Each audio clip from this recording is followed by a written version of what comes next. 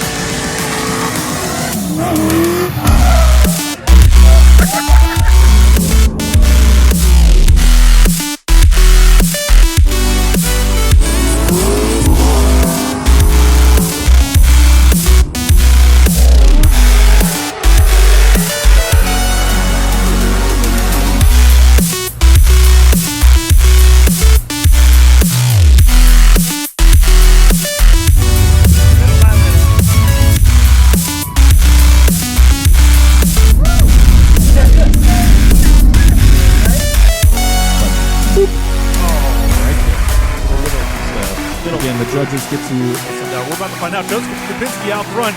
Corey trying to dive in the pocket early, and he is.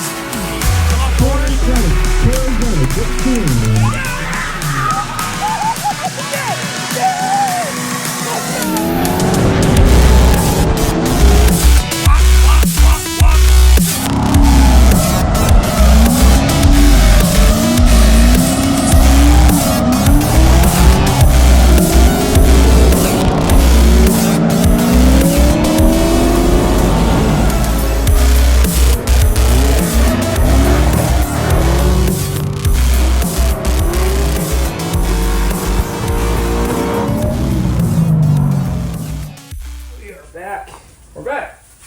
How'd you like the little video? I don't know how little it was, but we'll find out. Yeah. We haven't edited it yet. No. But anyway, just to start off with, the beginning of 2024 in reality of things. I mean, I started off by going out to the compound and just kind of testing the car. It's also the last time I've been out there, or the last time I'll ever go, because it's rough on the car. It is real rough on the car. But no, that December I had done cams and a timing set and a new tune and everything on it. So just a test before the first official, day of the year and stuff like that. But no, I just did some testing with it, made sure it would hold together, and everything has held up all year. So I haven't had any problems with it. Had a lot of scoring on the cam caps to the point where you catch your fingernail on it, but it's fine. I run 2050 in it, so Yeah, it's holding up. Yeah, It's it's all up all year at freaking Rev Limiter the entire year. Yeah, almost 250,000 miles on it. So 247 now. But I think the funniest thing with that car is that the reaction people get when you tell them what's in it. yeah, and a lot of people that have had there's like, is that still a 3 valve? And I'm like, yeah. And I'm like, what's all done to it? I'm like, it's got like cams and a tune. In reality, it's like it's got some bolt-ons. I mean, it's not a flex fuel system, but it's literally just for engine temps. It's not tuned for E85. It just has a standalone fueling for it. So it's not adding any extra timing or anything. It's not making big power because it's on E85. It's literally to keep things cooler, which it does. It keeps everything cooler by about 10 degrees, which is insane. Yeah. So intake air temps come down, coolant temps come down, everything. So it's been holding up really well. Oh, you know what we got to do before we get too far into this? Ooh, yes. Tradition. Gotta get the Cheerwines. Cheerwines. So, on one, on go, on three. Let's go on go. 3, 2, 1, go. 3, 2, 1, go. Okay. 3, 2, 1. Ooh, that was better than last year. That was good. Heck yeah. That was solid. Cheerwines, still waiting for you. That's it. Oh, God. But yeah, so, started off the year out at the compound, just testing. Crazy. Messing around with it. Yeah. And it's been been holding up. Yeah. I mean, okay, I'm looking at it right now. I think we got a lot of updates to tell you all about, but yeah, sick. I mean, it's been beat up and beat on and then fixed and then beat on again. So there's a lot that needs to be done with it. But yeah, I mean, just going up to the class qualifier and everything, and even before, so in between the class qualifier was another thing that happened. I keep remembering the time frame of all this too. Yeah, because it's like I had a crazy first 2 weeks of 2024. Like, you know, got the car together, went out testing on New Year's Day, got to test the car, have fun with it, beat it up a little bit and whatnot, and then 9 days later on January 10th, I get, it was a call, but I missed the call, and the phone buzz. And I just felt the buzz one time. I was like, oh, I got a text message. Yeah. And I didn't realize I had missed a call. And it was like the voicemail text message. It was letting me know I had a voicemail. And then it would like populate what the voicemail was.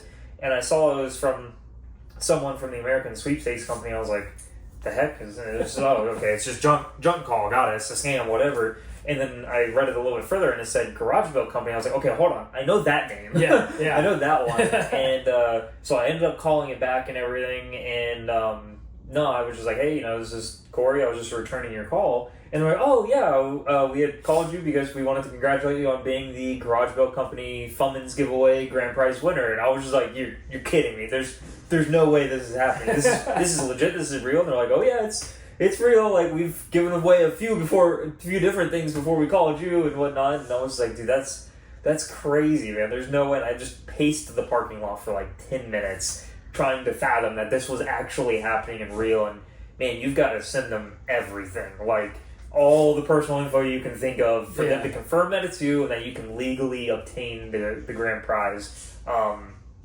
And naturally I went through and I did all that and gave them all the information. And then I was just like, well, I mean, this has got to be real. Like, it feels like a scam, but once Taylor calls, it'll be really real. But I'm still giddy, I'm still jittery. I'm like, oh my god, this is happening. And so I start calling people like Holden and Dustin, and I start calling people like, yo, I got a call from the sweepstakes company. This seems legit. I'll let you know. Like, Taylor should be calling me tonight. I'll let you know if this is real. But it seems pretty real so far. And no, I was literally doing a power steering pump on the Mustang for like the 6th time because it kept killing pumps. And no, as in the middle of doing that, I'm getting a phone call from a Florida number. It didn't have Taylor's name on it or anything.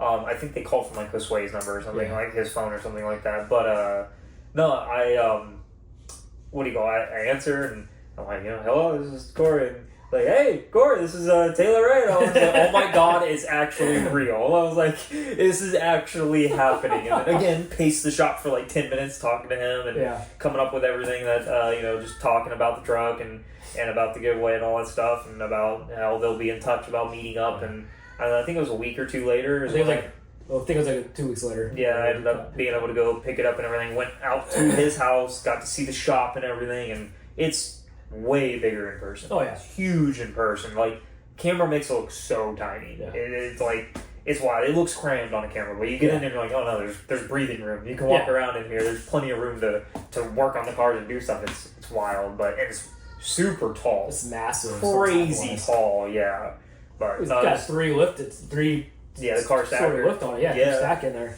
But the cool thing about that whole experience, Taylor is just a dude. Like I knew Taylor before I even knew Taylor had a channel.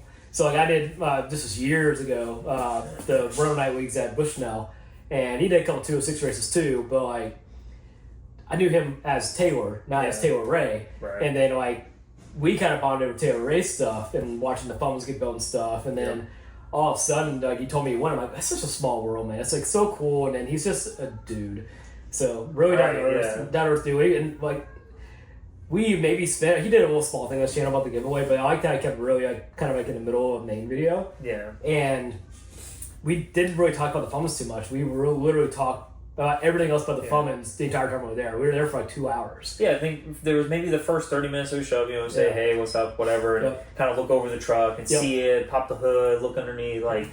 Tell me all the little nuances and stuff about it. Give me a big bucket of just extra stuff, a big tote of extra stuff with it, and then, it was like 30 minutes of that, and like he had the camera out for I don't know, like 5 minutes. And then he was just like, all right, we were just talking. Shooting and crap. then, like an hour and a half of just 2 hours of just chilling, just talking, hanging out in the shop. Yeah. It was also really nice out that day. It was beautiful. Then It was the actually AC under cool. nothing. Yeah, it was really nice. And we run to him at a couple events here and there too. Yeah. And he's just a cool dude. So Corey loves the truck. It's doing everything it needs to do. Yeah. I mean, it's a rig. It is a rig. It is. It's needed its work. It's had its woes here and there, but it's a swap truck. It's not stock. Yeah. It's got 200. Now it's at 267. Yeah.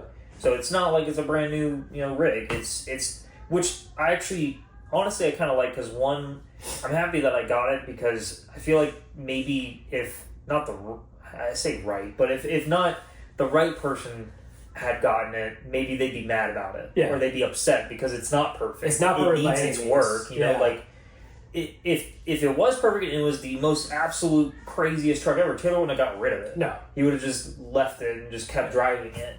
But he wanted something that was more stock and something that was just more comfortable and had more cabin room and stuff like that. Hence why he's got the mega cab now. Yeah. But no, like it's perfectly imperfect because it gives me another venue to learn on because I know little bits of diesel stuff here and there. I'm not afraid to work on them or nothing. And go figure the first one that I'm like really delving into and working on is a swap truck. So it's not like when you start having problems, you can't always just look it up and look by the book or something. You have to do a lot more digging or just self-diagnostics of figuring it out because things don't operate like they normally would because there's a motor that is foreign in it, you know? But it's never left me stranded. No. It's never had a problem enough to where it's been like, okay, I need to get towed home or something. Like, it needs a problem. Like we had bad fuel one time. The worst case scenario, and it's not even the truck's fault, was bad fuel that I got. It was literally the first event that I took it to. It was a private day. And I filled up the night before, and there was enough water in the fuel that it clogged up the water separator. But threw some new filters on, kept on trucking. It's perfectly fine. And now Taylor built the truck, everything's super accessible. So we literally did a roadside repair on it. Took us, 20 minutes, and then we're back on the road ready to go. Yeah. Full boost, everything. And even still, like, the even doing injectors, I just did injectors on it because it was one of those preventative things, and even talking with Taylor, he was like, it was one of those things that I wanted to get to, I just never really did. It never, like, there was no sign of it needed it, bad or nothing. And, which is funny because it had a chop to it, but the chop wasn't supposed to be there. It was actually, I think it was number 5 injector. It was starting to basically leak a little bit. It was getting too much fuel into 5, which luckily it didn't seem to have hurt anything. Everything seems fine. It's got good compression.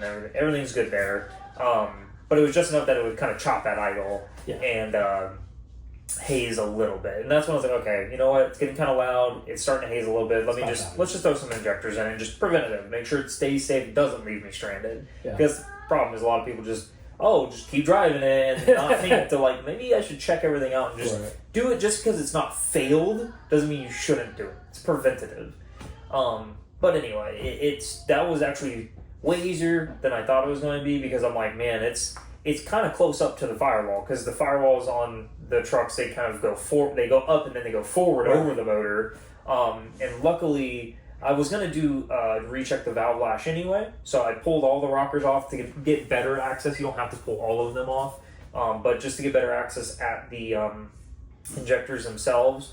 But also, the only way to get the rocker box off of the head is to remove the rear 2 rocker arms. Right. And it's the only way to get the rocker box out, otherwise it gets caught on the firewall. Yeah. So, but other than that, you don't have to lift the cab or nothing. So I was happy with that. You didn't have to do anything crazy just to do injectors on the truck. But even still, like, it's so well done, and I mean, it's a Cummins, so it's much easier to work on than something like a Power Stroke, but it's so well done that I could have done that on the side of the road. Yeah. Like, anything so far that I've done on the truck, I could have done it on the side of the road. I think that's how that truck was built, too. That's the reason behind it. It was an easy platform to work on. Yeah.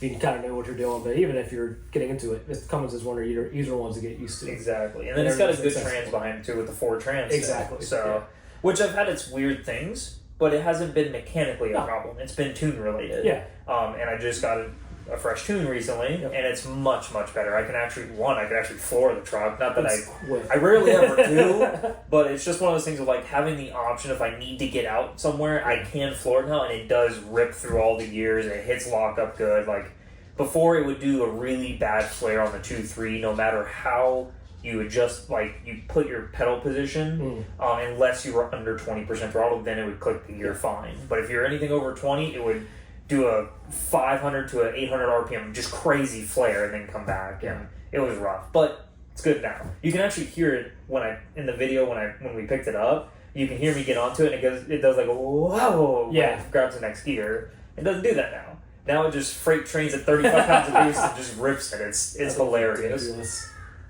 Since I got the transfer, I haven't put the trailer behind it yet. Yeah. So I'm excited to see how that does. Speaking of trailer, oh yeah, you got a rowdy setup now. Yeah, it's pretty legit. I do really like it. Like, the enclosed was cool, and it just if I were to get another enclosed, I want a fully finished out one. Yeah. I want one with cabinets and interior, and AC would be nice. Yeah. But and that was nice to be able to get away from the rain, but it's just more than what I need. I didn't need something so giant, and like if the FUMMINS did somehow break down and I couldn't get it repaired on the side of the road, to have another vehicle tow it, like, can't just put it behind an SUV or something. Like, it needs to be behind a truck, something big. Otherwise, it's just going to get thrown around on the road. Yeah. But no, this new trailer that I got this year, right after getting the FUMMINS, which is funny, got the bigger truck, went down in size on trailer. But no, it's got a sick platform on top. We think it used to be like a circle track. I'm thinking like a dirt racer, like a dirt track kind of setup, because it's got a platform on the top and a giant box on the front, which I just use for tools and tire and wheel storage, jack, stuff like that in there. Fuel, put the fuel in it.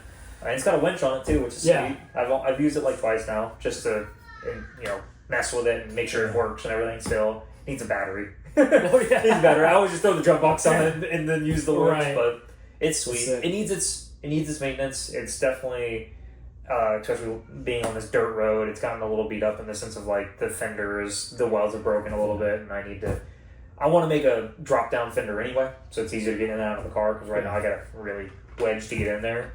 But I got wheels and lug nuts to match the truck.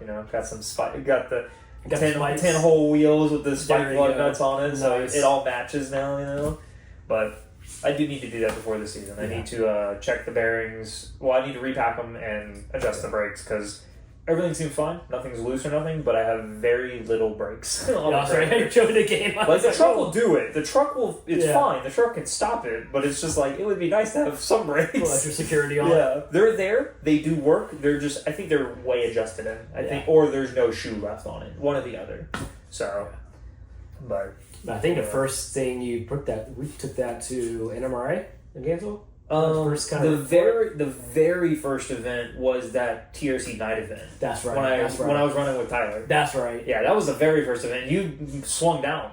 Yep. You came down for that one. I did, yeah. That was actually a real good event. I totally forgot about that. Yeah. Yeah, because that was the first event ever on the accelerators on the rear.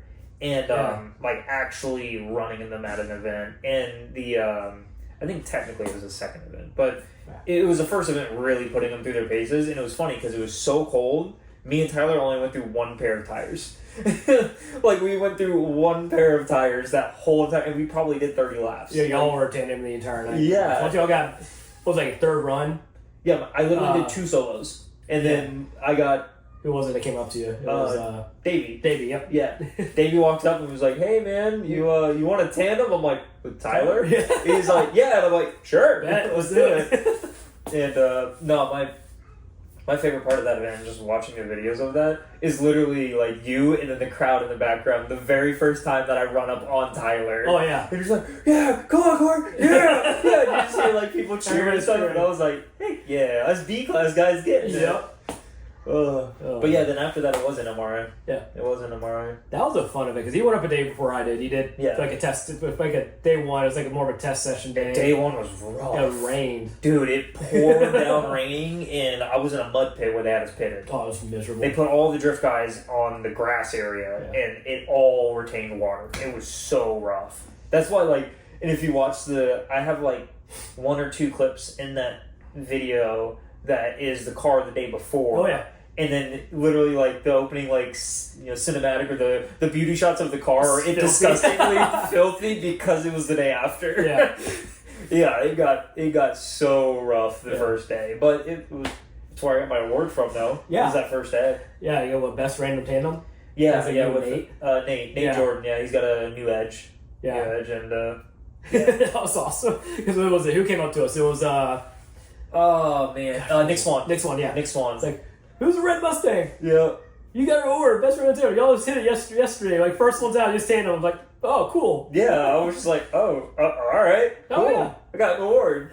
So that was sweet. But that was a good event overall too, because that was just, I mean, everyone was like driving. Yeah, Miles was there. Yeah. I mean, you had Vaughn Gittin, you had Chelsea out there. Was out there, yeah. And Chelsea and Chelsea were there. Chelsea, yeah, they were both driving. Yeah, but no, they were doing their stuff, and then I mean, the driving there was great. Everyone was like top tier as far as like a just skill level scene. Like, yeah. No one was scared in tandem.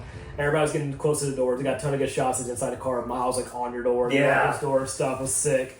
But it was great. And there's one point where Megan, my wife, was in the car, and you were in the middle of a 5-car tandem. She had no idea. She's like, "Holy crap, we're living!" Yeah. 5 cars deep, you're in the middle. And I think the coolest thing about that too was like, especially because the way that Nick runs events in general, but I say that event because it's the only one I've been to that he's been running the grid, but the way he runs grid. Yeah. He doesn't just tell cars to go. He watches everybody. He watches your runs. He watches how you enter. He does all these things.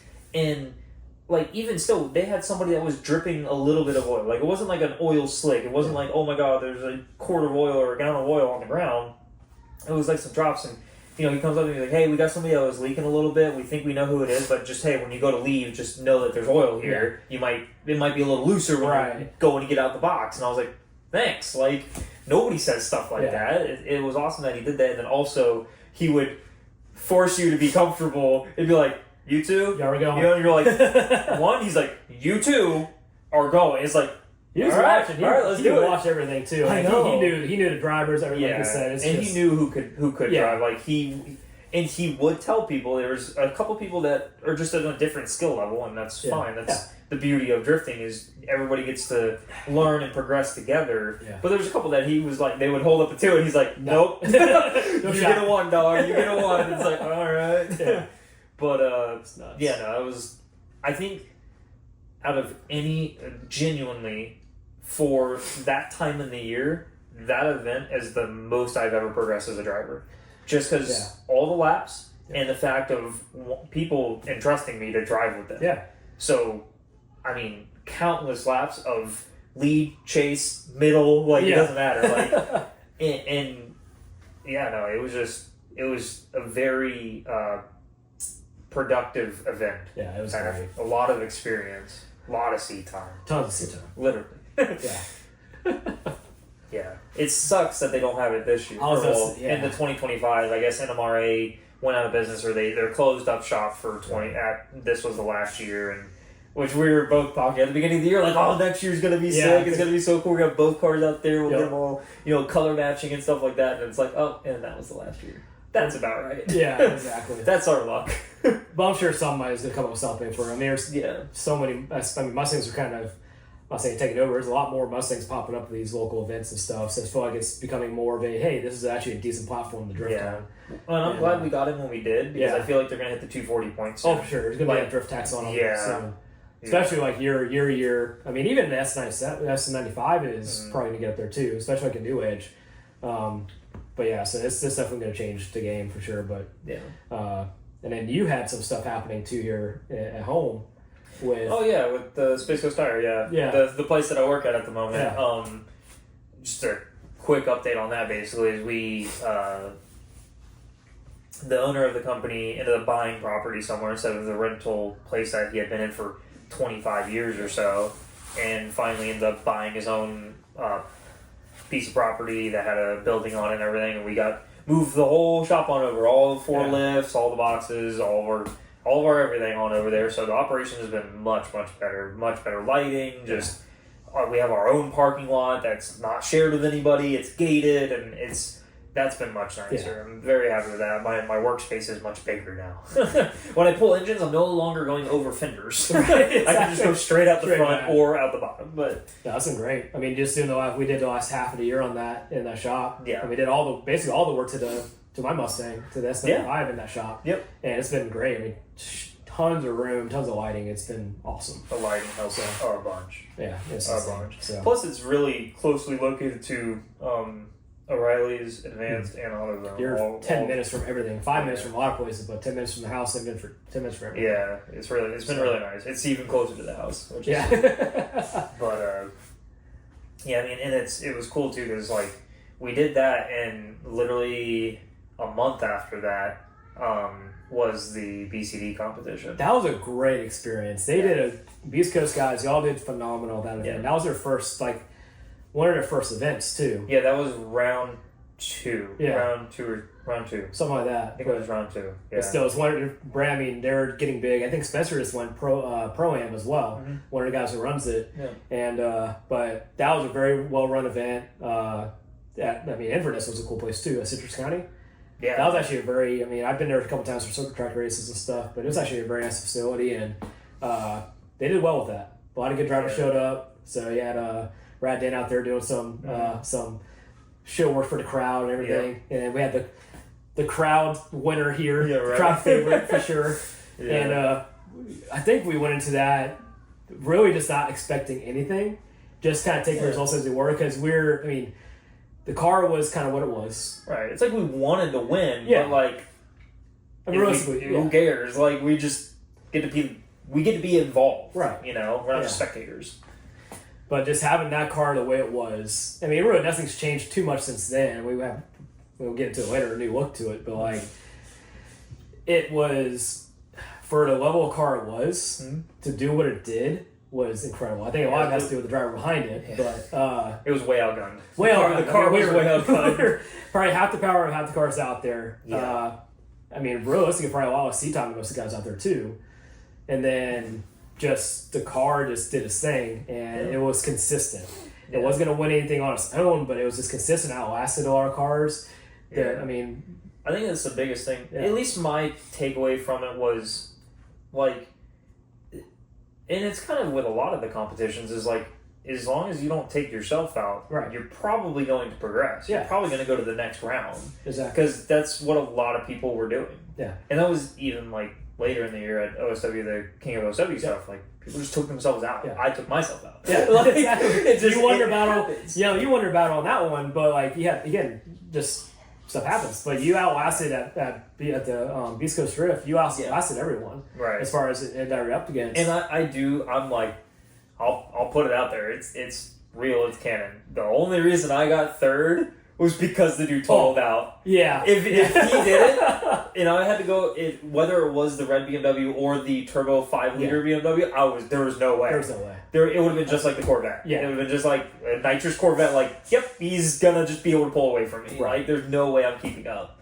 And, which was kind of my downfall with going against Tommy, was the fact of, I knew he was gonna be fast, and I knew he was gonna be on me the whole time. So I was trying to be fast on the run-up, and it was a little bit colder. As the night went on, it got a little bit colder, but on my run-up, I didn't flake it hard enough, and I was going faster than I had been the rest of the day. Yeah. And it just understeered, and just started pushing towards the wall, and instead of plowing into the wall like the person did right after me, I had to just turn in, get out of it, grab the hydro, pump the hydro a little bit, let it tap the wall, and then just spin. And I was like, well, it is what it is. But overall, that right there, when you're talking about progression earlier from NMRA, that I saw a massive progression from you, because first run up, from first run all the way to your competition runs, it was like, you wouldn't know the same guy in the car. Yeah. Because, you got used to the car, you used to the track, and it was insane. Like, your lead runs were money. Yeah. Chase runs were, this car is hard to chase with the setup that was in it for that track. Right. Yeah. For skip pass perfect, we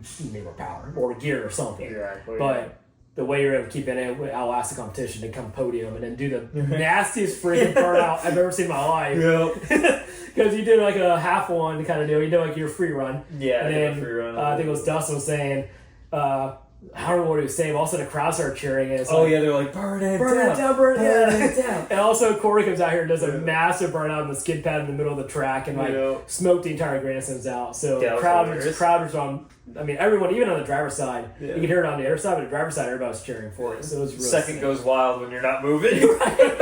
We're not moving anywhere, you're just doing circles. Like, second gear goes crazy with the smoke. But it was really cool to see that, and that kind of from there, I feel like everything kind of progressed throughout the year, and it just went insane. Well, and it was cool to, like you were kind of saying, seeing the progression throughout the day and throughout the video if you watch the video too. But it's like, it was my first time trying to get high up on a bank. Yeah. Like trying to get closer to the wall. Yeah. And that's terrifying. That's terrifying. Like we've gone to the OSW and done the oval track. I've never purposely gone up and entered on the bank. Right. I've just been like on the skirt and then I carry up to the bank sometimes. Yeah. But I've never purposely, I'm running up and I'm going to throw it at the wall. And at this event, you wanted to be near the wall. And I was like, well, got to start somewhere. Send it. And, it just, that was, and I worked my way up to it. I was like, okay, first, I don't know, a couple of practice runs. I'm like, I'm throwing it. I'm going to throw it in the midway point and just see how it feels if the car wants to back up or if it wants to dive down. And it most of the time was driving down the bank. So I was like, okay, well, that's comforting knowing the car wants to drive away from the wall. So I can get up closer and drive it away if I need to, A little bit of car doesn't really have enough power for it, but try to give it a bit of left foot brake to keep it up on the wall. But I mean, you can see in the video if you watch it that it's always kind of pushing away from the wall. There was like one or two runs that it was pretty solidly up there that there may have been a half a car behind me, but even still, there was not a time where I was 1 foot off the wall. It was always 5 or more. You're in the zone. Like they had a pretty big zone in that just to help out with it. But like you're in the zone. But again, with the right setup, that thing would be sick. But then we got I think now it's a little bit better because I have the new gear in. For sure, yeah. Yeah, and a different tire would have been better too. Then we got to go see the pros do it at OSW. We did, yeah. That was literally that same month. Yeah, a couple weeks we later. We got to go to FD, which was your first FD. That was the first, So that was insane. Yeah. And there were some like battles there. Like Dean and was it Dean and Shanahan? Oh my gosh. Yeah, Shanahan, oh my gosh. And then that was like the year to go. I mean, I went last year was my first year, and like seeing Chelsea and all, and Chelsea won that event and everything was super awesome. Yeah. The comeback was crazy because he got plowed into the wall and he got ran into a couple. Like that was wild, but like there was never last year, 2023, when the battles were nowhere near as close as they were for 24. 24, every battle was a banger. Every top 16 was like. I don't know. It could go if you wanted to nitpick here, like maybe, but it was insane. You had Sorensen coming out of nowhere. He got podium, I believe, at that event. Yeah, his first podiums. He got third. Yeah. Yeah, James got second. Connor got first. Yeah. I mean, but he came out of nowhere. He really showed out this year. I was listening to a couple of, like the Outer Zone podcasts. They were mentioning like the zones besides the facility in Orlando. It needs updating, but like. The battles there were insane. I mean, everyone was on each other's door. Adam was on everyone's door. I mean, it was stupid. Which is funny too, because I think OSW he wasn't supposed to be at. He was supposed to be in Spain for like 2 events for Drift Masters, and I think he was supposed to do like Long Beach and maybe one other event. I think it was New Jersey. It was New Jersey. Yeah, it was like the 2 event, and he did a whole season. Yeah, and it was awesome to see him out there because that BMW is insane. Well, that one was insane. Because that's the one that got totaled. But he rebuilt it. Into another chassis. But yeah, that thing was just... and it's so crazy hearing the 3.4 and like... that Jay-Z setup is insane sounding in person. It's so much deeper. It's so much louder. And the way his tune is, it always... like, there's fire out the car the whole time, dude. It's insane. Like, you can tell when Adam's out there. Yeah. Like, the thuds of the shock wave from his exhaust is insane. But, seeing the level that is in person is... I've seen it, we watch every year on that dinner at Roadhouse. Like, here we go. But seeing it in person, hearing it in person, getting the feel of it is absolutely insane. I mean, it's like what people say. I mean, I don't know. Maybe people have the same feeling at sports games and whatnot. Like, sports balls. You get a new appreciation at the event. Yeah, like it's... feeling the event is crazy, and just the crowd, and even the crowd, and like people getting excited for it. It's like hockey. Like I go to a lot of hockey games with my mom and down in Fort Myers, and we go to this is minor league games. But it's like I don't necessarily like hockey, but I love going to the game because it's like it's there. But like you get a guy coming to motorsports, if you want to get into it, NASCAR, drifting, whatever it is, you got to go to an event to really get the true appreciation for it. Yeah, the feeling of the motors and the feeling of everything happening, the smoke, the smells. Yeah, the atmosphere in the crowd with the. Jared and everything going on. I should know because he works You're right too. Sorry, Jared. But no, just the whole experience here was insane. So we got the kids enjoyed it. Blessy was having a blast with it. Maddie came around, so it was insane. It was a cool family atmosphere. It was awesome. Yeah, and it's also really cool that you can go to those events and go walk the pits. Yeah. You can go see everything, get up near people. You can talk to some of the drivers if you really wanted to, but I mean, I'm always timid for that stuff. I'm like, they're busy. Yeah. They're at work. I don't want to bother them. But like being from here to you to James Dean's car. Yeah. Was right there. Yeah. Like, oh crap, that's how they did that. I didn't realize the front of that car is like aluminum tubing in the front to give way for everything. Everything in the main structure is like almost to the firewall. It's insane. Yeah, and it was even cool being able to see, like, because they had such little time between Long Beach, Atlanta, and OSW and everything that whenever they were in practice and they were servicing James's car and they had the hood off and everything, I'm like, dude, you can still see the burn from Long Beach, and like it was crazy to be able to see that stuff in person. They were even kind of at the point where they're like, oh, we're just going to use it as a remembrance thing. We're just going to leave it as the the firewall in the areas, the paint's all burned up and whatnot. Like it's just, it was so cool to see all that in person, and even seeing Chelsea's Porsche there was also cool. That BC that Racing one Porsche just got done. Cool. Yeah, that thing is cool. It's wild, crazy in person, and seeing the Fox. Yep, the Fox was there and everything. It was so cool. It's definitely an awesome event. Yeah, just something that we're gonna do every year. Oh, for sure. It's worth it. In the calendar now. It's 100%. On the calendar. We're going. It's on the calendar. It was funny too because like talking with the wife, it's like, I think next year we might just come for top 16. We kind of said that the last year, but we still went for top 32. Yeah. But because like last year, it was just brutally hot. Well, 2023, it was hot this year too. Yeah. But like it's like every once in a while, it's like I kind of want to just go for top 16 because it's enough of an event to watch. Like it's a lot still to watch 16. If you're there for 32 to 16, there's a big break between the two. Yeah. So then you're just there for 12 hours basically when you show up to when you leave. But if you go to 32, sometimes you get the things like where Chelsea wrecked right in front of us in 2023 and ran up in the wall. We were right there at the wall that happened. It's like you get to experience even that, even in just top 32. Yeah. But no, it's definitely an event to keep going to, and I like to, probably not this coming year, but one of these years we got to go to Atlanta because it's right there. Have to. It's right there. Yeah. And definitely the bucket list is to go out to Long Beach one year. That'd be sick. Just fly out there, go for the weekend, come back. Yeah. Because that's got to be a wild experience. Being in the streets and everything, you've got the echo off the buildings, like that's got to be wild. I've been to a couple street races with like IndyCar and stuff. Yeah.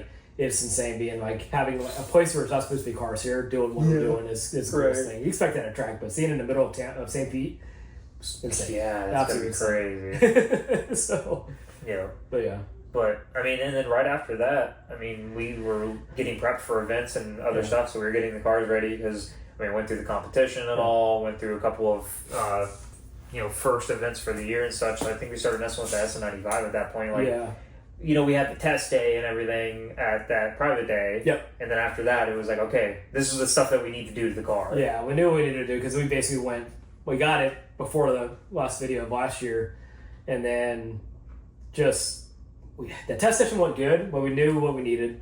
Yeah, we only had that car for a year. Yeah. And again, it's a weird car because the guy originally was building it as basically a drag setup, and it's got softer suspension in it. It's got basically just lower springs, but it's not a drift car by any means. And somehow we made it a drift car for the time being. And but that thing has it's shocking how much power it's got. Because the first rip on that thing, I'm like, oh crap, okay, second gear, and it pulls second gear all the way through. It is rowdy first. But then it's got the fact that you can't use it all because you don't have this set up on the suspension. But without the welded diffs, the limit slip works great. I haven't had any issues with it. I'm curious to see what it does with angle and stuff like that. If we need to weld it down the road, or put a spool in or something like that. But it's been a crazy car. But we had to rob, luckily. So, oh man, that we got it poor for car. a steal. The funds are tight between two kids, one on count. It's tight, but luckily we have a vehicle that we both learned how to drift on that is the exact same center section. Essentially, all they did was change the body structure on the front fenders and back half. But everything bolted on from the C-type thing. So we took the harness bar, harnesses, seats, steering wheel, all out of that, and put it in my car. And now it's way more comfortable to drive in. And we went to another event with it before Black Friday. It was the Ride Along the Rama, which that was insane. There was a private day too. We did one private day. There was a private day that was testing, and then there was another private day, wasn't That's there? right. Yeah. So and then there was the Ride Along the Rama. That's right. So we've done 4 events with that car so far. Yeah. But the second session was great. We got really comfortable with it. We found a setup that worked. The 235s seemed to work great for the time being. And then, but riding on the llama was ridiculous. Yeah. I mean, so many people, like, it's weird, like, when you go out there for 2 or 3 runs, and I never experienced this before, all of a sudden you shred a little bit, like, it does what it does, and you have people asking for rides. Yeah. And coming up to your pits, like, hey, do you have room for rides? Well, we got a line. Yeah. I've never had that and it's crazy before. too, because like thinking of it that way, it's like there's not a lot of there's not a lot of SN95s out there. Right. Of not new edge, but SN95s. There's not a lot of those out there to begin with. But on top of that, the car just looks rowdy and it sounds rowdy on track. Like even it's been cool the later in the year and the more events that you get under your belt and whatnot, the more comfortable you are, like at Black Friday Drift, where you can hear you in the back half of the track just wide open, getting it open, getting the throttle body open, just listening to it, like, I know he wants that angle because he wants to be able to just everywhere he goes. But because I feel like that's what showed a lot of interest to people. Was it's not super common out there. Like I think on that day you were the only SN95. I was. Yeah. Like there was new edges, but there was no SN95, just yours. So you got some of the, I'd say older crowd, but you've got some of the older generation crowd like, hey, what's in that thing? What are you doing? Like, pretty much, And you have the young crowd like, what ankle mods stuff do you have? And you're like, nothing. What? Yeah, you're like, I haven't done anything. It's stock. Yeah. He's like, it's got a drivetrain done to it, but suspension. Yeah, and the cool thing about that too is, I was going to take the wife along. Yeah. And I got comfortable. I did like 5 or 6 runs. I got comfortable with the car and took her. And then every run got more and more and more. And I took Adam in it. Yeah. And he's like, you run your car like 5 or 6 times. We'll talk about who Adam is there in a second. But like not the normal Adam. Not normal Adam. No, not that Adam. Not that Adam. Different Adam. But he was like, this thing's a freaking bucking Bronco. Yeah. It like wants to buck you off the back of the horse, but it's like it's a raw experience. You don't get the smoothness you get, but if you can manhandle it, and you've dealt with it a little bit in the car in the second section, it's like this experience that you can get it tamed. Yeah, it's insane. And it's wild too. After all of that, I think it was Black Friday Drift video that we were editing it and whatnot. We're looking at like, hold on a second. Oh yeah, no, it was during the event. It was during the event. Yeah, right. Yeah, that's right. Yeah. Like, look at this. Look at this. It like watching his transition, and the car just knows that because the last time whenever the fuel pump went out during that video, that just refresh video, make sure everything was going to be good for Black Friday Drift, is that we noticed that the fenders were buckled. We're like, the heck happened to the fenders? The front bumper's sitting weird. I'm like, oh, maybe like when you went off one time, it like, tire went up into it and whatnot. Yeah. We're looking at videos, we're like, oh no, on the transition, the tire's like burying into the fender. That makes sense. I'm not on the brake at all either. I'm coming out of I'm on the gas and I let off the gas transition and get back on it. It's just a body transfer and a weight. There's so just much tucks body. the left front tire in just a little bit and gets that going. car is going to be insane with coilovers. It's going to be nuts. And we know when we do the coilovers, just get 12K springs for them. Just do it right off the rip. Don't do the 7.5s, do the 12.5s. Yeah. And it's going to be, that car's going to be insane when it has some actual suspension under it. Because even after, like, we'll get to Black Friday more in depth here soon, but, like, even after that event, like, the first night was tough because didn't double check our stuff, but, like, I went out, like, 35 PSI instead of 20 like I normally go to because they had no grip. Mm-hmm. But the last half of the second day, even into Sunday was really a day that thing just full ripped because, I mean, went same tires for 4 events on it, and they're still brand new, which is insane, but just got a new feel for the car, and it just... Gosh, that thing I got comfortable. I was too timid before, but it was still ripping. But like once I just matted the gas like a lot more, just kept more commitment on it. Especially the back half with no hydro, no nothing. Yeah. Just me having to just momentum drive it up and just basically use my left foot brake as a hydro and just romp it a few times to get the back end still going. Basically sidestepping it up. It just running the lines that you're supposed to run, stuff like that was just really so.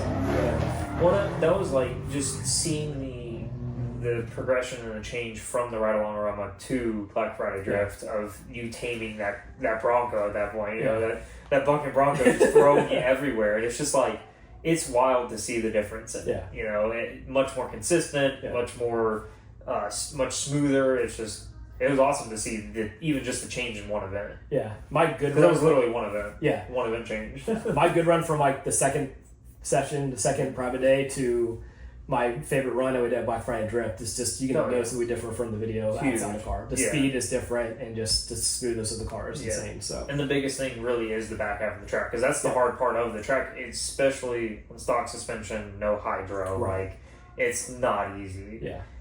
It's doable. It's obviously very, and no angle. Yeah. All 30 degrees of it, if that. Yeah, if that, dude. It's insane how little angle they have. And they have a really weird steering geometry. But yeah, I mean, just looking at the Ride Along Rama 2, which I think was the second event that my car was all dolled up. Yeah. I think, was it, because I had Cars and Coffee. That was the very first one, yeah. Because we did all the body work and everything to the car, and which, shout out to Ronnie. He's got, if you watch the videos, you probably know who Ronnie is at this point, but he's got a 3rd gen Camaro. He's here local to me, and he's a machinist by trade at the moment, but he does all kinds of fabricating. He built his own cage and everything in the car and whatnot, which is also the person that's going to be building my cage for the car. But, no, he's been pretty freaking awesome he's been great with helping us out with everything and whatnot. But anyway, no, just he killed it on the bodywork, helping me with it, because I would have been there way longer. The rear quarters on the car were pretty bad, and just on the very edges where the taillights were, they got pretty banged up. Like, it always had a pretty crinkled spot from when I got the car, and then the driver's side, I tapped the wall at that competition. Yeah, BCD. The BCD competition. So it needed some work, and he really saved the day on that one, helped me out with it, because I never needed to mess with Bondi. I never really cared. Like, car beat up, it is what it is. But did that, put new doors on it, new to the car, new doors to the car, new fenders and all that stuff, and then got the car fully wrapped, which was about a month after, I think it was right around a month after I talked to a good friend of mine, Adam, who owns Junkman's Towing, who's the main sponsor of the car, and he just was looking to get into some sort of motorsport, potentially sponsor somebody and whatnot. They were kind of talking of him and my cousin Cameron, who works for him, were kind of talking of building their own car and such, but didn't know really where to go or where to start. And my cousin was like, well, why don't we get into the sport, but why don't we sponsor somebody first and learn the community, learn all that stuff, and in the meantime get some marketing for our company. And which worked out super well, because I needed somebody to help me pay for tires. Right, yeah, I was really getting skinny there at the end of like when he came in really clutch, because there was no way I was going to be able to do the rest of the events the year. Right. I was going to have to just okay, I'm not driving anymore until Black Friday Drift. There was no way I was going to be able to do anything else. And no, the car looked really good overall, and now it still looks solid. Looks great from still. 30 Can't even tell the 40 feet away. Can't even tell the door's standing up right now. It looks pretty good on camera. Yes. But yeah, the third event with the car, which is funny, and it's partially my fault, because I was like, okay, first event's done. I got to show it off. It's clean. If it gets beat up, it is what it is. Yeah. And then the second event went on, and we did the Ride Along Rama, and I couldn't run tandems because I don't have a cage, so it stayed pretty for that event. Yeah. And then the third event came around, and we were getting, me and Adam, other Adam, the one that rode with us at the Ride Along Rama, we were running some tandems, and we were getting pretty aggressive on each other, and he got not necessarily too aggressive, it's just he got caught an understeer on the second zone for OSW, and when he understeered, he was still in throttle, and it just plowed straight into the side of the car. So his bash bar just wrinkled my door, and then spun me around whenever he did that, because he hit far enough back on my door. Luckily, he didn't get into the rear quarter, but it was enough to spin me around, and then my bumper hit his bash bar, so I put a hole in the bumper. And it was one of those things of it was bound to happen. It is what it is. It's it's gonna be part of the game, so it's whatever. There are times that I look back, I'm like, that was probably avoidable. But again, it's heat of the moment, things happen. So it is what it is. And literally we went back to the pits. I just want to make sure the car was fine other than the door. Like, if it was just door, cool, whatever, fine. I just want to make sure it didn't, like, contact the wheel or tire or wheel or something and then have a problem just going right back out. And luckily everything was fine and whatnot. And we discussed and we were like, yep, go ahead and push mine in now. And I was like, all right, I'll push your door in. And I did get his door, but then I got his rear quarter and I felt a little bad about it. But I don't feel that bad because he hit my car really hard. But I gave him 2 solid taps, which were,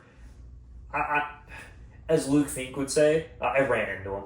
Yeah. I did. I put giant dents in his car, and I didn't mean for them to be that hard. The first one was definitely softer than the second one. Yeah. But the first one I was itching up, and I gave him a little boop, and then he put his arm out the window, and I went right back into it. Boom! And I was like, oh crap, my bad. I didn't mean to hit him that hard. But luckily I didn't hit the tire out or nothing that time. Exactly. But yeah, no, it was a good event. Car's a little beat up, but it's part of the game. I need to get another door for it so that it can be rewrapped so it looks good again overall. I'm just at a point where I'm like, I really need to get a door before the cage goes in it. Correct. But I also am like, do I just put fiberglass doors on it? I kind of want to put, if I'm going to do it, I'm just going to do it. But lately I've been trying to find parts for the car, and I can't find any parts cars out there. It's been annoying. We got lucky that one guy came by our shop and we're doing the FDF kit, and it was like, hey, I got this car, silver, ready to go. Yep. V6. Okay, cool. We bought the car and it sold the chassis and got everything we needed off of it. And that's when I got that extra driver door. Yeah. And I don't have any more passenger doors at the moment. I think I'm honestly going to take my old passenger door that forced, when he spun in front of me and we booped it. I think I'm going to do that one because it's way nicer than that one is. It's bonded. Yeah, and a little bit. I'm just going to bang it out with a hammer and let the wave ride because the wrap is busy enough that even right now, looking from here to the backyard, it's really if you didn't know it's there. I know it's there, so I know exactly where to look on it. But if you don't know, if you just looked out there and went, oh, dang, it looks like a race car out there, you wouldn't really notice that door is creamed because the wrap is so busy there. Yeah. So I feel like if it's got some waves in it, I don't care, man. Legitimately look at all of the pro cars. When you get within 5 feet of them, you're like, that shit's rough. Yeah. It is rough. The body panels don't line up. No. The vinyl's peeling here and there, and you're like, that's rough, but it looks really good on camera. It looks great from 10 to 15 feet. Yeah. But, they're all carbon Kevlar and whatnot, and they get booped, they get flexed, everything gets moved, and, they're not built to be show cars. It's built to be hey, this is going to get hit. It's a race car. It's meant to be used and abused. They're not layered on there perfectly. No. I guess put a sticker here, it looks great for camera. Yeah. Well, even look at Adam's E36 overseas, how that one's had so many tire fires, and they were just like, just leave it. It peeled all the way down the ramp, put another Vibrant sticker on it. Right. All good, Sponsored by Vibrant. Yeah, just send it. But anyway, no, it's definitely transformed the look of the car a lot, which is funny because, I have these bittersweet moments where I'm at the point where, I love having the free tires, and that's huge. It makes this much more feasible to be able to stomach and do, pretty much every month. Yeah. In reality, is being able to go out to the track. But I kind of like being an underdog in a way of just this plain Jane Mustang out there, ratchet looking Mustang. Yeah, and part of me really liked just having the silver hood and front bumper because for whatever reason, it made the car look so wide up front. It did. Yeah. Having the big, just the silver made it look so good. And there's been talks of livery change and stuff like that. Yeah. Probably not next year, but the year after, 100%, it's going to get a different look. But we might do, when we have to repair the door and stuff like that, we might do different on the fenders and front bumper. We haven't 100% guaranteed it yet, but we're looking at changing little things on it anyway. Because it needs to be redone here and there. And the front bumper's got some spots that it needs to be redone. So, but that's also the other sponsor is Just Wraps, who wrapped the car initially, but basically they came on board to cover any damaged wrap that needs to be replaced throughout the year or two that we're running their wrap and everything on the car.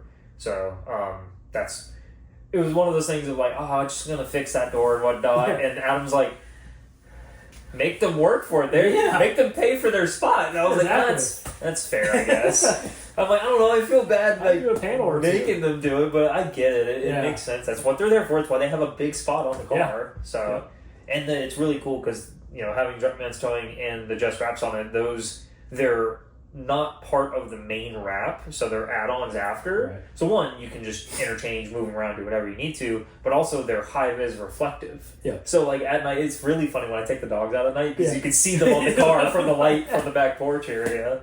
But it's cool, like especially like Black Friday drift. Like having the look of the car really just brings a lot of attention to it because it's one of the better. I'm partial because it's on the car, but it's like. It's one of the better looking cars I've seen out there as far as their wrap quality and their wrap look and design. Like it stands out among the crowd, which is pretty cool. For sure. Well, and I feel like some of the, not in a bad way, I'm not trying to toot my own horn or nothing, but a lot of the quote unquote livery cars that are out there, they are very like base color, and then they have their sponsors on them, and then they might have a little bit of tribal or something underneath them. Or some lines and stuff like that. But this is it is a full, complete wrap on the whole car, and there's really not a spot on the car that is just one color, one solid color besides the roof. Right. But the roof even has the stars in it. Right, even then, it's even got something in it. So it's it's all green, but there's different shades. Yeah. We're also, biased too, but we're also grassroots level too, so not many people have the luxury of someone coming in and wanting to wrap the full car in their logo. They look like a tow truck, essentially. Yeah, it's exactly. pretty cool. Because the trucks look exactly like it. Which I actually have a picture, which we'll put up right here. Is of the two trucks and the car on the rollback, which is I was like, yep, that's cool. Yeah. I like that. But real cool shout out to Adam though. Adam was, he's been awesome this year. Hospitality events, even at Black Friday Drift, even at the Right on the Rama, he brought tow trucks, the tents, the golf cart. So I can take the wife and the kids back to the car. Huge clutch though was Black Friday Drift. Massive. Huge. Because he had one of his guys come out and bring the car out Friday. Because we're originally going to use your brother's trailer. Because I'm selling all my go-karting stuff to fund my build for next season. And I need a trailer. And his brother was supposed to have the trailer ready, but the guy who's borrowing it ended up taking a little bit longer with it. So we were trying to figure out what's going on. I was like, well, we'll see if Adam has an extra flatbed available to tow to the track. And it was literally wait a second. I'm sponsored by a tow company.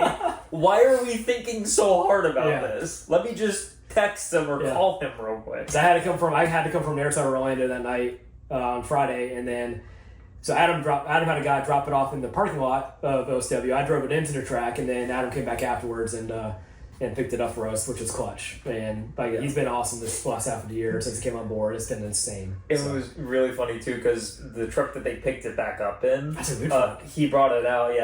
Adam came out. He had one of his employees come out the first time and bring it over there. But then whenever we were picking up on Sunday, he came out with their newer truck, which I think was an International or Ford, I can't remember. But anyway, it was red, just like the car was. And he's like, hey, red on red. And he was like, we might have to do something like this. And Owen's like, don't tempt me. Don't tempt me. He's like, I need a tire sponsor too here soon. It was just so funny because it does. It mine matches the Ram rollback and yours match the other one. And I was like, that's hilarious. I'm like, we'll just do contrasting. We'll have one that's like this livery green and whatnot, and I'll do that one red. His works, not mine. No. Yeah, right, exactly. He said it, but he's been awesome, and that whole Black Friday drift was insane. That's the last event we've done. 3 days. It was tiring, but the best experience I've ever had. And definitely a learning any curve. motorsports have done. Definitely a learning curve as to preparation, because cars prepped great. Good. Us, not so much. Not at all. It's just in the sense of it had all that. We had extra parts, had tools, fuel, everything set up, ready to go. Cars are dialed in, solid. But then we were we didn't have a tent, didn't have blow mattresses, didn't have anything to stay warm in reality. We weren't expecting to be cold like it was. It was it was cold for Florida. 40s? Yeah, it was in the 40s, the low 40s. And we made the mistake of camping out in the truck the first night, which was cool in the sense of waking up at the track and being like, hey, race car stuff, first thing in the morning, but also that was miserable. That was rough. I slept in the front seat. 10 out of 10 don't recommend. 10 out of 10 do not recommend. next year, like, I'm cool with camping there for, like, Spring Break Bash. Yeah. But, like, we need a setup this time. Yeah. We need a tent and some blow mattresses and maybe, might not be cold. So probably don't need a heater, but next time it is cold, a heater. Yeah. We'll bring something. Yeah. But that was a fun event. I mean, nighttime was great. I mean, it was cold, but everyone was ripping. I mean, there were so many people showed up too. I mean, you had Jackson was there with the C6. That was rowdy. He can rip. God, that thing's so sick. Yeah. So, if you know the Jackson, he's got the yellow C6 with Scooby-Doo and Shaggy in the back of the taillights. It's pretty rowdy. I'll see if I can find his stuff and we'll tag his handle in here. Or at least put it up on the screen. And then you had the guy you battled with in top 16 was... first name's Chris. It goes like Chris. Christian. Chris. I can't remember his last name. But he had the... Was that 16 or 32? That was 32. Catrone. Yeah. Chris Catrone. Yeah, it was 32 because he lost to the King of OSW on 16. Which I don't remember his name and I'm so sorry. Yeah. But yes, in 16 it was a red G. Which, I'm just going to put this out there right now. I'm 2 for 2 on competitions. The person I lose to wins. Yeah, that's true. So... I'm only worse than the person who wins. That's how I'm looking at it. If you get through me, you're winning the event. If anyone wants your name on the battle sheet, if I beat him, I'm going to win the whole thing. That's it. Yeah, exactly. Just, you see me on the sheet, you better beat me, and then you'll win the event. He eventually lost to the guy. It was a 350Z, I think. 370Z on nitrous. Yeah. So again, way out more, way out time. But and he's got a lot more seat time than me. Yeah, they're part of the used to be the door tappers. Yeah, which apparently we don't talk about them. Okay. It's TF Club now. I guess it's different people entirely. But anyway, man, I really wish I remembered his name right now. But anyway, killed it. Put his thing up right here. He killed it. Yeah, absolutely awesome. Shredded the whole night, like crazy, and the whole weekend. Yeah, left you a perfect door tap too. Dude, he did. It is literally, that is what a door tap is. Yeah. That is the definition of a door tap, is to the point where neither of us felt it. Nope. And it didn't even peel the vinyl. Nope. He hit on the sticker. Yeah. Or like on the vinyl that is on top of vinyl, and it didn't peel it off. Yeah. It was literally perfect. Yeah, but... Not a dent, nothing. No, that was a great event too. I mean, it's just like... that was my first big... I've done like 24-hour events with go-karts and stuff, and it was cool, but like...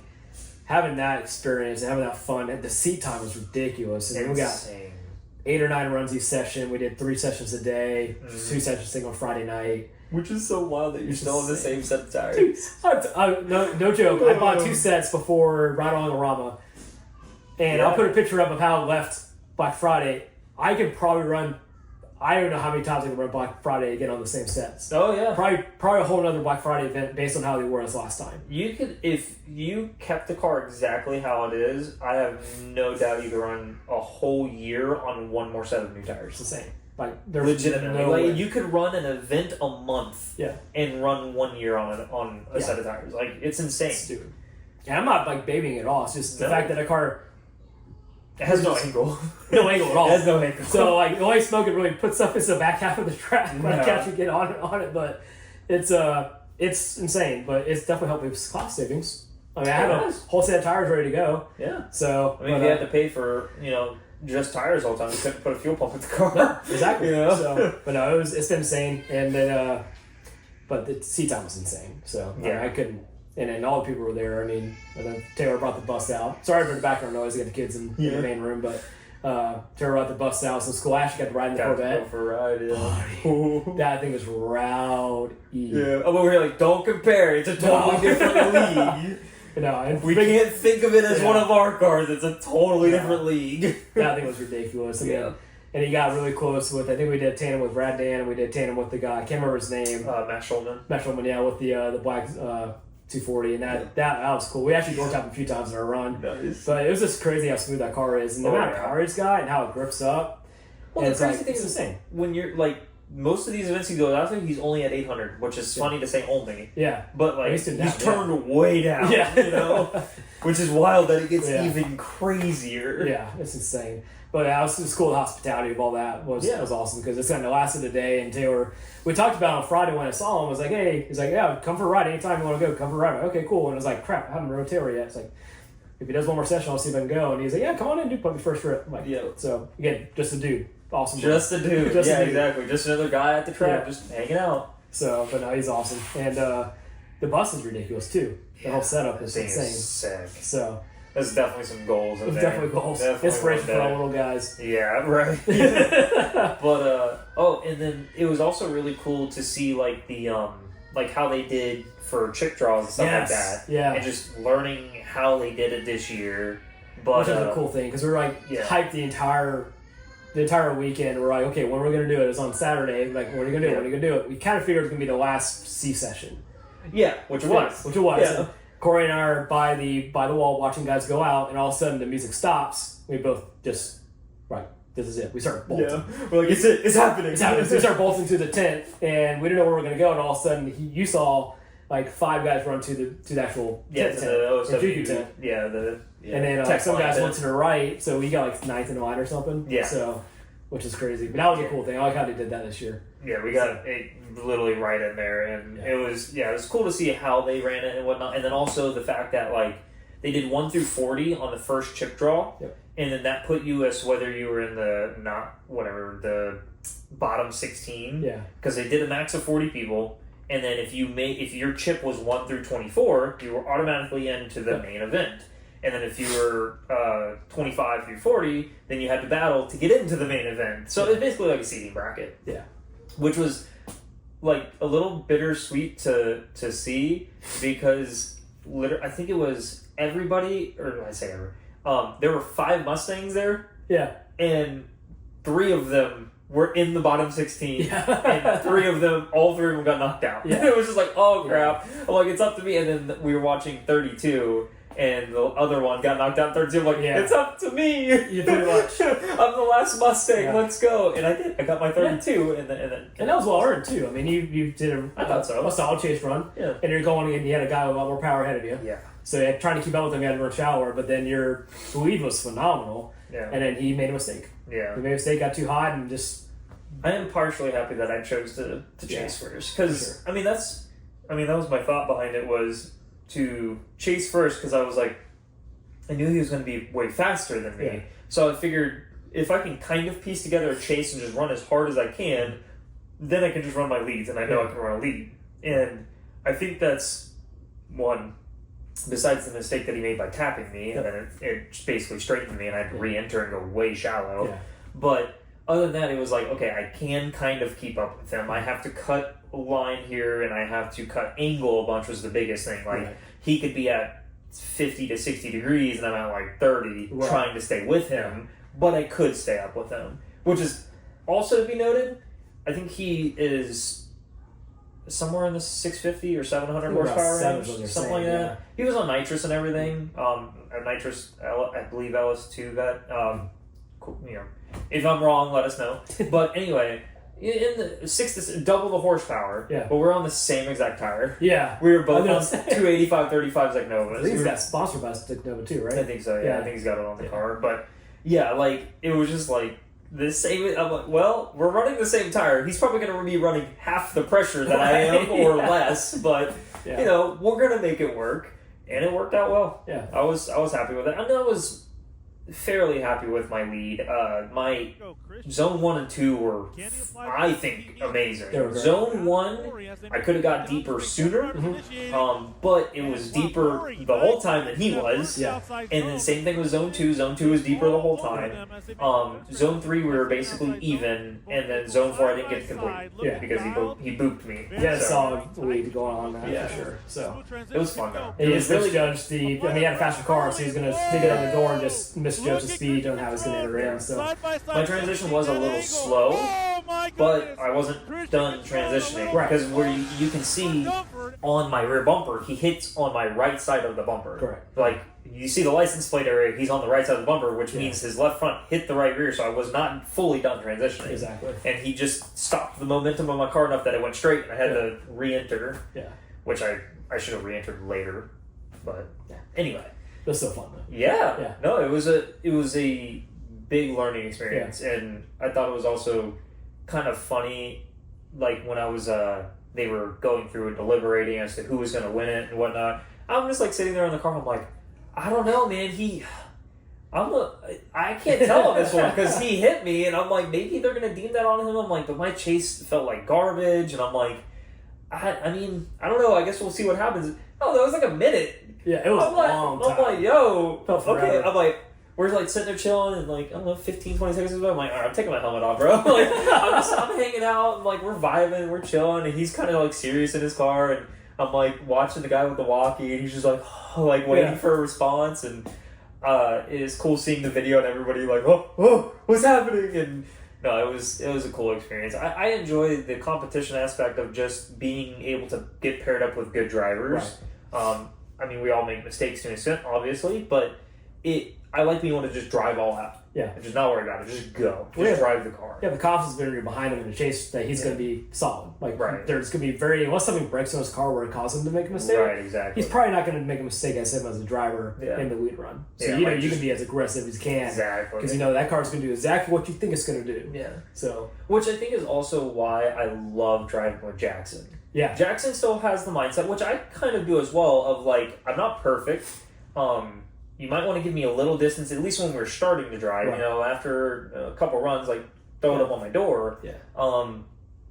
But Jackson can freaking drive. Yeah. Like he can drive to the point where on Sunday, which is just the fun day, it's the last day, and as Tommy says, people go kind of crazy on Sunday, so maybe Right. wind it down a little bit. But no, it was just, I love being able to just get next to somebody and go all out. Yeah. Throw it up as far as I can Yeah. on them. You know, with Jackson, I'm like, I don't want to mark his car up, which obviously at this point he doesn't care. But Barrier. yeah, I know he went to a pair and blew the left rear over fender off of his car. So like it is what it is, and now he's getting his car caged and everything. He's Nice. getting it prepped for Pro-Am. Oh, heck yeah. Yes, but again, he can drive. Yeah. He just always was very humble about his ability. Yeah. But that's why I was like all day Sunday. I'm like, I'm gonna ride with Jackson Yeah. all day.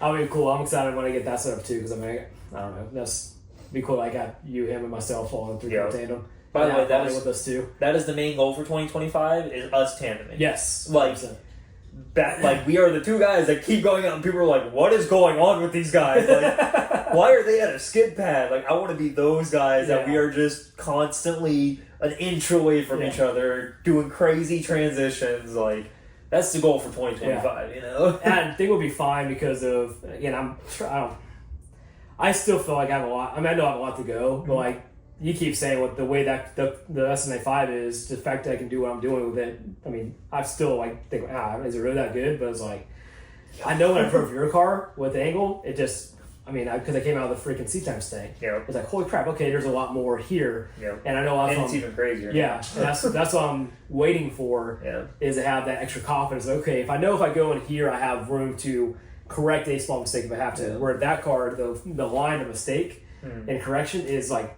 minuscule. Well, and the cool thing is too, that'll be with the angle and the coilovers and the hydro and everything, is you can drive the car more in the way that you want to. Yeah.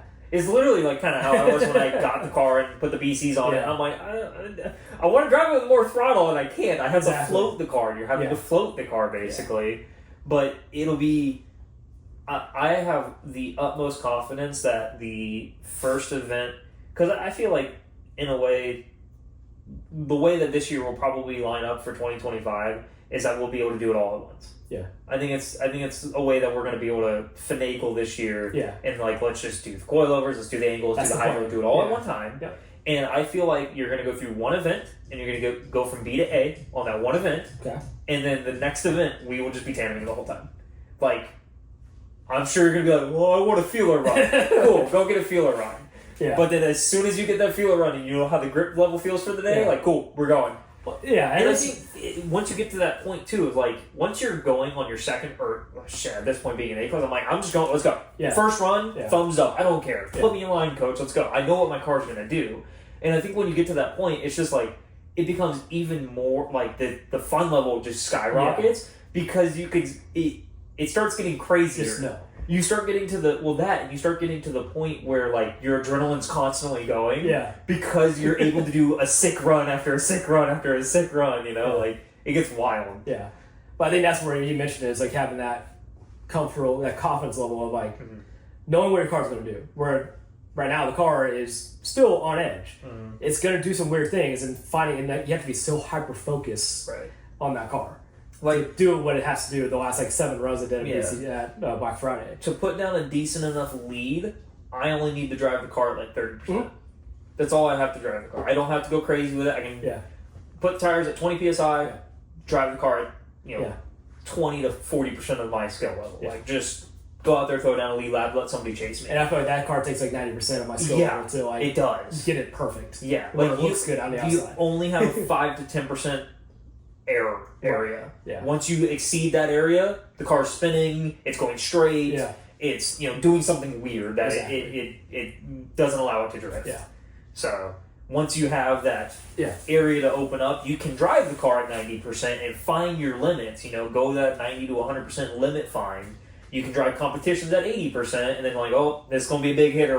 Let's just put it out there. But when you're going out to a fun day, it is the most fun driving at 30 to 40% of your level because you can just go. Like you don't think about it. You can just go crazy. It's like a Sunday drive. Yeah, you just get used to it. You're like because when everybody is in that A-class mindset of like driving with Jackson is whenever he's throwing the lead down, I don't think he realizes it, but he's watching him is very smooth and very just chill. He's not trying to throw it in and do something weird. He's not kind of throwing crazy angle. He's just like, all right, I'm going to throw it in. I'm going to go to like 70% of my angle and I'm just going to lock it in here, He's just trying to drive the car. And then you can be in behind him going, all right, cool, I'm going to drive at 80% so I can get up on him, and go right up on him. And then you switch around and go, all right, I'm just going to drive nice and casual with my lead run and let him get up on my door, And it's just like, whenever you can get that person in front of you that can just drive at that 30-40% level of just being chill, just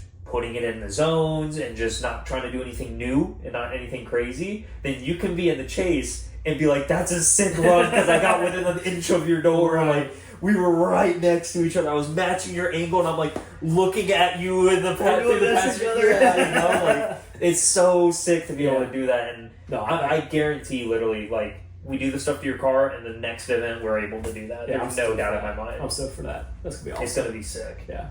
I mean, that's gonna be a big part of 2025 is getting the SM95, stitched up together and get it to a drift car Correct. setup. Exactly. Not just a Mustang that's drifting, but into a drift car setup. Yeah. I mean, we've got that, coilovers. Realistically, to get to your level, coilover, angle, and hydro. Yeah. That'll basically build it to a similar caliber what your career car is. Right. So. And we still think, are we doing BCs? You think feel? Have you done any research to figure out exactly which way you want to go? Because I know I was looking at either or for my car, and I'm on the BCs now, and I put the 12Ks on the front, and I love it. Like, that was a huge change. Yeah. Since we know what we have already with BCs and FDF, I mean, we know what the quality of it. First of all, it's the last of the whole season of your driving. Yeah. We know the 12Ks work right on the front. BCs have been. That's almost 2 seasons. Yeah. So BCs. I did them both at the beginning of 23. Yeah. Yeah. So I mean, 2 seasons. They've held up great. There's been very little maintenance to them. We might replace the hydrants on the over off season or something. Yeah, it's just like a maintenance. The maintenance. Preventative. Yeah. Making sure one of them doesn't fail. Yeah, exactly. So preventative stuff. But I think since we know they work, we know the installation, it should be pretty seamless. Yeah. There'll be a video. There'll be a video on that, yeah. And but no, I think we just stick with what we know so far, and then as we get maybe into another build, or maybe if we throw something on the C-type Stang, we do feel on that or something, do something different on that, or maybe do a budget setup on that, do some like knuckles or something. Right, yeah. So, some cheaper setups. Yeah. So, I definitely, especially for the 2 main cars and whatnot, I think no matter what, we're going FDF. Oh, for sure. No matter what, 100%. We have too good of experience with them. Yeah. Great customer service, great product. Yeah. You have a minor thing come up, which took us some extra time to fix and whatnot, but they remedied it immediately. Yeah. And it wasn't something that caused a problem. It was just an installation problem. And it caused us to take more time to install it. But no, and then the hydro setup's, off the shelf in reality. So it's pretty standard stuff. But which I was even thinking of going back to single caliper, and if I were to do that, I'd be like, all right, just take my caliper brackets and you just have them. Right. But we'll see how that goes. Yeah, we'll see. I mean, it works the way it is. Yeah. Kind of thing. So until I have a problem that it's like, okay, I need to get rid of the 2 caliper and go back down to a 1 caliper, which a lot of people, like the RTR cars, they run single caliper. A lot of it is just for the fact of serviceability. If they have to replace a whole knuckle setup, they're not having to do 2 calipers and all this other stuff and extra lines and stuff in the way. Like, they can just one setup and be done with it. But which, if you mess up something on those, it's a whole axle. Like, you've really messed up. Yeah. But anyway, yeah, that'll be a huge change on that car. Yeah. It's going to be insane. And really, the only thing that the biggest thing that I'm going for 25 is the cage in the car. I really want to get a cage in the car. That's the biggest thing. And twofold going with the cage is I want to redo the wiring in the car. So, like, it still has the factory radio harness and the AC harness and all that stuff, and the door harness for all the speakers and the locks and all that stuff. Like, I want to get rid of all of that stuff out of the harness because it doesn't need to be there. It's got the AC box and everything still under the dash. I want to get all that out of there, and it all needs to come out for the cage anyway. Right. So I figured while I'm in there, I want to go ahead and while I'm in there, I want to make like a switch panel for everything, dude, because I have the electric rack in it now, which was a huge improvement at the beginning of the year. Put it on a toggle, or not a toggle switch, but like be able to turn it on and off on its own kind of thing. And I already have that for my fan, so I want to just make like a panel make its own power distribution thing. Make what do they call them? A PDM, a power distribution module or whatever. Yeah. Make my own version of it, because I don't have a fancy smart ECU that can run PDM. I don't have a Link or a Holly or anything. Yeah. I don't got that kind of money. And it would be cool to put a power out on the car, like a turbo or a nitrous. Something like that. Yeah. Nitrous is just so cheap. It's so easy. Like, and you can really gauge it on how you need it too. You can more shot, bigger shot. I mean, it's whatever we need for it. And in reality, like, even the car just on a 50 shot or a 75 shot would be like, it would wake the car way up. That's safe. I think it could honestly handle a 100 shot. I think it would be fine with because talking with Miles Flick, looking at the nitrous outlet stuff, and doing like their they have a controller, so you can run like, okay, at this throttle position and at this RPM is when it can arm itself, and it won't activate until after 80% throttle and 4,500 RPM. Yeah. So it can be actually really safe and whatnot. I know it's not the same level, but I always go back. The RTR cars have nothing but problems with the nitrous system. That's true. That's a good. But point. Again, I'm not running 4 kits, and I'm not running 400 horsepower of nitrous. It's 1 kit and 100 wet shot. Like, it's nothing crazy. But I also really want turbo flutter. I want turbo noise. It would be so cool. Even if it's running like an APSI system, would be sick. Just to get the noise. Enough to wake it up. Power. Maybe 60 to 100 horsepower. Nothing insane. Just enough to be like 400 wheel, 4 to 450 wheel. But that has to do with hot piping and heat management and all that stuff. But I did find a company recently that does make forward-facing headers that are for AC and power steering elites. And I found somebody on Facebook I was talking to that has the belt routing to get rid of that AC bypass fully. Oh, shoot, so it's fully cleared going forward. Okay. Yeah. So literally I wouldn't have anything in the way in the front. I get rid of 2 more pulleys. So we know a good fabricator. We do. We do know a good fabricator that can help me with the hot piping. Yeah. So, who will also be doing my cage. Yes. And we'll be here soon. like 30 minutes to an hour. But I'm excited for that too. With this we've been riding for a while, but like having him, he's come to his own too. He's pretty close to being A-class as well with this. Yeah. Pretty. Well, he's been fighting his car for a year at this point. Like misfires and stuff like that. Yeah. Now he had transmission issues, and now he's finally got it. And that Black Friday drift, man, he was just killed, dude. Every time I go out, I see his car go around the corner in the grid. I'm like, dang, dude, that was a sick. That like, I don't know how the restaurant went, but that corner for House of too was like sick. Or like even just hanging out and talking and whatnot is like, whether I was conversing with somebody or whatever, or like you were in the pit for a minute and just being able to like be talking, you hear Ronnie at the background, like, oh, there's Ronnie. It's like 2 cars running good. It's like 2 cars there. I see them have like their own sound as his car and freaking Taylor's. Yeah, because like, freaking you got him and go and then you have Taylor. You can hear the flames out the hood of Taylor's car. I can't remember any other cars I know. Like you can hear, there Ryder's out there. Yep, there's Taylor. Yeah, there's that. Yeah, no, it's definitely cool. But yeah, Ronnie has definitely come into his own. Like, he's been absolutely awesome. He's just a dude. Just a dude. Just another guy, man. Just another down to earth guy. his Ronnie-isms, Dude, are there's- freaking gold. We're gonna bro. focus on that next year because he's gonna be a lot more videos. He's officially a C-Time brother now. He is. He's gonna have his own shirt and everything too. But like, just he opened up over the last like few months, and it's still one like especially the night after Right on the Rama was just like funny as heck. Oh, bro, that was insane. But no, he's awesome, and we're glad to have him around. C-Time Dog, yeah. Everybody's getting STDs. What? Wait, what? C-Time Dog. C-Time. Oh, yeah, cool. It was a charity for dogs. Yeah. Dude, that was hilarious. Oh, yeah, man. That was insane. Yeah. But no, it's going to be cool to rip with them. We'll all A class this year will be the gold football. Yeah. Everyone A class, you're all 3-car, 4-car tandeming with freaking him and Jackson. So Speaking of Ronnie, too, even him coming in clutch for whenever the private day of taking your car over there.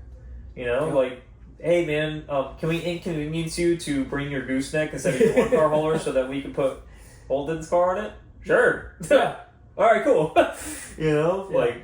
But the man does a lot of stuff. He doesn't ask for much in return either. So He you have to like say, "Hey, I'm doing this for you. Thank you." It's like okay. So He's the kind of guy that will really he'll take the shirt give off you his back. he'll take the shirt off his back. He'll give you something and then be like, we'll figure it out later. Yeah. You know, he's not He's a good dude. you owe me $5 in a month. He won't be like, hey man, you remember that burger? You owe me $5. And it's like, no, he's literally like, we'll figure it out. Yeah. He's like, it'll come back. Fun guy. It is what it is. Good person in general. Yeah. And just glad to have him around now. Yeah. I'm excited to do more events with him Same. next year. And I'm hoping that like he can, because I know like, I mean, his rig setup isn't terrible. It's just kind of not great for long distance driving. But I'm hoping for stuff like if we do more Citrus County stuff or like Leadfoot City, that he'll be able to bring it all the way out there. Because that'd be freaking awesome to have him come out there. That'd be sick. Really cool.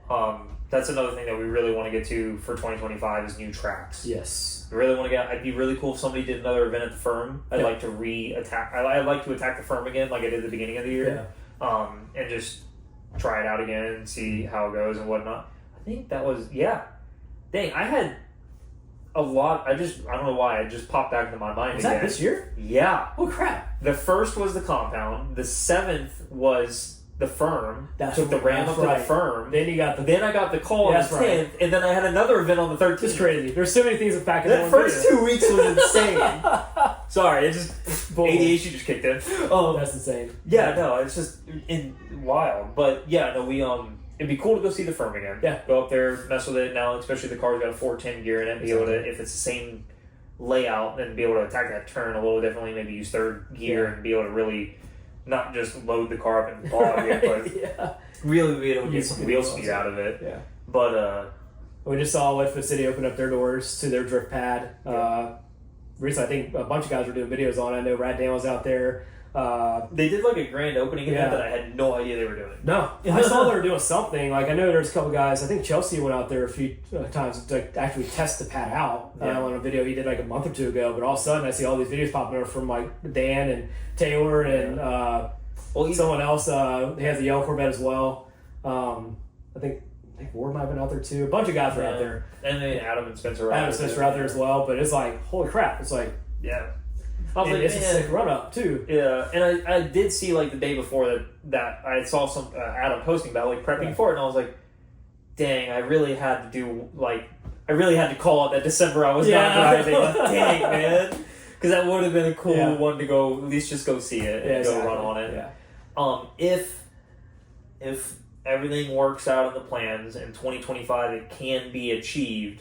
Supposedly, they announced this year that next year is, and they released a schedule that next year is the comeback of clutch kickers. Yes. 2025, they're doing it at Mid-Pond. I'd like to see if we can get up there for some it's like a 10-hour drive from my house. It's a bit of a drive, which, I mean, in the grand scheme of things is not terrible, but it is I need to take Friday off so I can drive up there, take Monday off so I can drive back. Exactly. Kind of thing. Yeah. So there is some time there, but I think the first event's in March. The first competition for round 1 is in March. Yeah. I don't even know if I'll make it to round 1. I might be later in the year, but I would love to, 1, go drive Mid-Pond, but 2, it would also be cool to, like, looking back at, 2020, 2021 of when we were watching clutch kickers, whenever it was still a thing back then, and just, getting hyped to watch and see all this stuff, and then, all right, we're the people out there. Yeah. We get to go drive. Because that also, I mean, in the grand scheme of things, is in the first half of the year, if you get the go-kart stuff sold, we get your car put together, why Why not have you drive too? If I feel comfortable on there, yeah. If I can go out there and be comfortable with the car, and I feel like, okay, cool, I'm good. It'd be a great way to convince the wives for a 2-car hauler. Yes. I think we need a 2-car gooseneck to put behind the FUMMIN. Yeah. You know? And I know Ronnie was even talking about showing interest about going up there. I'm like, all right, sounds like we need a 3-car wedge. There we go. Yeah, there we go. We'll get behind the FUMMINs and let's ride on out. I'll be sick. I was definitely doing more local stuff, but we can sneak a even maybe go to like South Georgia Motorsports Park. They have a bunch of stuff going on there in Adele. And it'd be awesome to do the fun side of a Pro-Am event at Seabird. Yes. I would love to go do that as well. Yeah. So there's a bunch of stuff within 4 hours of us. Yeah. And then the 10-hour drive to Mid-Pond, Alabama, but like still, I mean, that'll be a really cool thing to try to get to in the middle of the year. So I like Mid-Pond too because it's a track. Yeah. You know, it's not just a skid pad. It's a track that's, I mean, it's not like crazy banked and elevation or nothing wild, but it's not just a skid pad with cones on it, you know? Exactly, yeah. Yeah, no, that'd be super cool to be able to go all the way up there and do that and whatnot. It's kind of our ifs and maybes for the year, you know? Exactly. Maybe we get to go do something like that if things line up. That'd be the ultimate goal. Right. Definitely staying here local to what I mean, you're really focused on craft shooting food. for the stars is going to Clutch Kickers. Exactly. Which I think we can make happen. I really do. Yeah, no, I think, it'd probably just be like round 4 or 5. It'd be towards the end of the year. Yeah. Which maybe is at the point where most people are knocked out anyway. Because they're broken or something. Right. We might have a chance to not just get eliminated in the top 64. And obviously to be a part of that event. But then, we'll see what maybe the Freedom Factory is doing. Plus, that'd be cool too. Yeah, if they could do a drift night again. Yeah. Oh, yeah. That'd be fun. Do drift night plus the all the other stuff going on. So yeah. But anyway, I mean, in reality, that's our 2024. That's our plans for 2025. And other than that, if you've stuck around this long, thanks. Yeah. I don't even think it's the normal 12% of you. It's probably like 1%, probably 2% of you. Yeah. It's probably just us rewatching it. Yep, exactly. That's probably like half our views. That's fair. I did have a fun stat though. I did look up our lifetime of our channel, including our shorts, 65,000 views. Wow. Overall, shorts and regulars, and we have I think now 302 subscribers. So double what we had last year. We were trying to get 150 last year at the same time. Didn't we? Was it this time last year that we hit 100? I think we had 90 something. We were saying we were either really close to 100 or right at 150. I think we were right in that range, but still, we'll look it up. But I'm almost certain we are 3x what we were last year. Yeah, which is insane. Which is awesome. So thank you. Freaking cool. Sorry it took this long to thank you guys and realize this, that an hour into this video or whatever we're at now, I have no idea where we're at time-wise, but it feels long. So yeah, it'd be about normal. Yeah. But no, it's insane. It's about normal. It's the second one.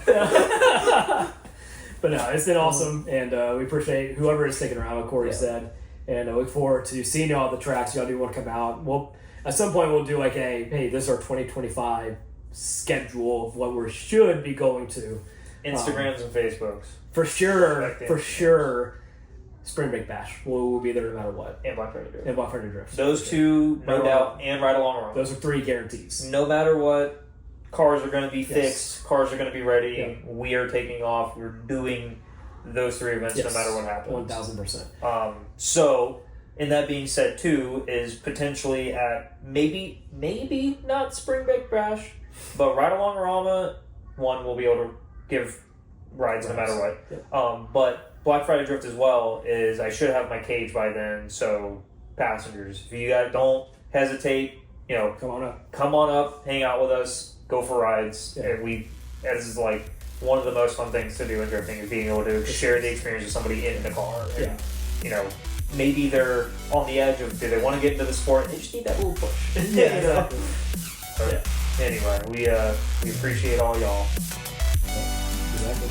Well, as always, thank you again. As Corey always says. Oh, your slogan, bro. Happy fun times. Yep. Like, comment, subscribe, share. Blah, blah, blah. Do all the things. They're really loud now. All right, see y'all in the next one. See y'all next year.